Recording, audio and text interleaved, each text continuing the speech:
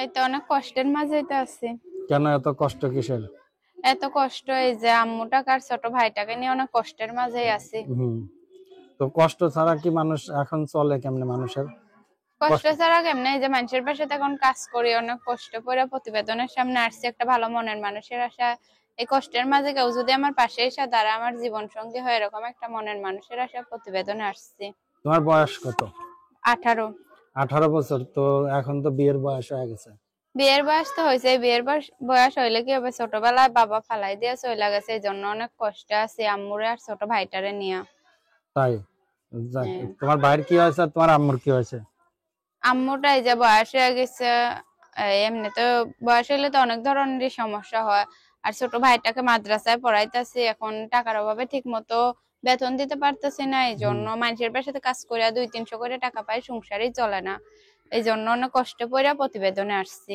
কি কাজ করো মানুষের বাসায়? এই যে হাড়ি পাতিল ধুই, জামা কাপড় ধুই, ঘর দুয়ার মুছি, এগুলা কাজ করি। কিন্তু তুমি দেখতে শুনতে তো অনেক সুন্দর, মাশাআল্লাহ। তো বিয়ে শাদী করো না কেন?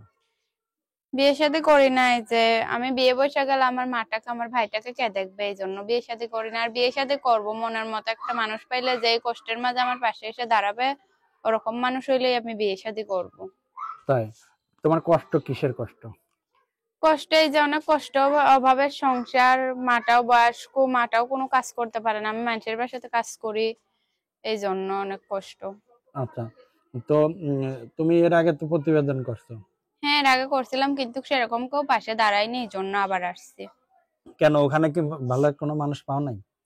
ফোন তো দিছে, অনেক মানুষ এই কথাও বলছে, কিন্তু কেউ পাশে থাকেনি। কি বলে তারা? তারা বলছে দায়িত্ব নেব, পাশে থাকবো, এগুলা বইলা মিথ্যা আশা দিয়া, তারপরে কথা টথা বলা শেষ হইলে 2-1 মাস কথা বইলা, 2-1 মাসের সময় দেয় কথা বইলা, আর ফোন দেয় না। তাই? হ্যাঁ। তো এখন তোমার ইয়ে আহ, মা বা তোমার বাড়ির কেউ দেখে শুনে তোমার বিয়ে দিতে পারতেছে না? না, আমাদের অবস্থা সেরকম ভালো না, অনেক অভাবের সংসার, এই জন্য।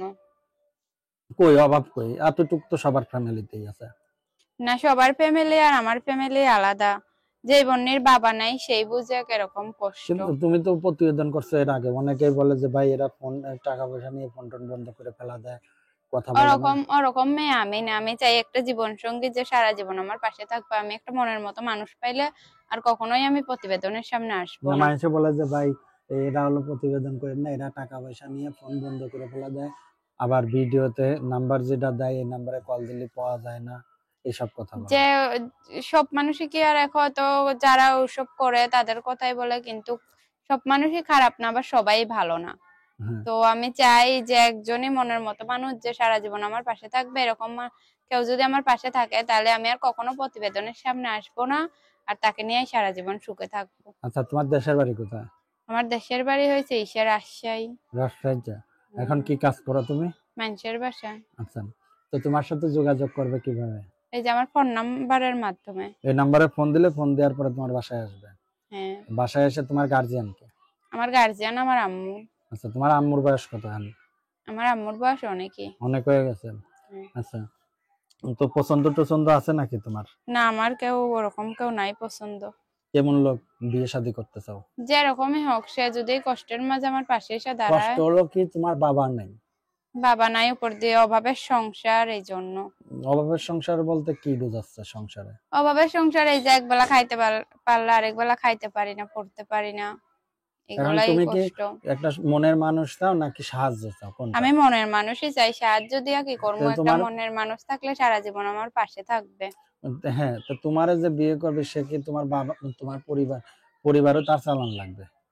যে আমাকে বিয়ে করবে, আমার দায়িত্ব নেবে, আর আমার মা আর আমার ভাই ছাড়া তো কেউই নেই, অবশ্যই তাদের দেখবে। তাহলে এরকম কি কোনো ছেলে পাওয়া যাবে?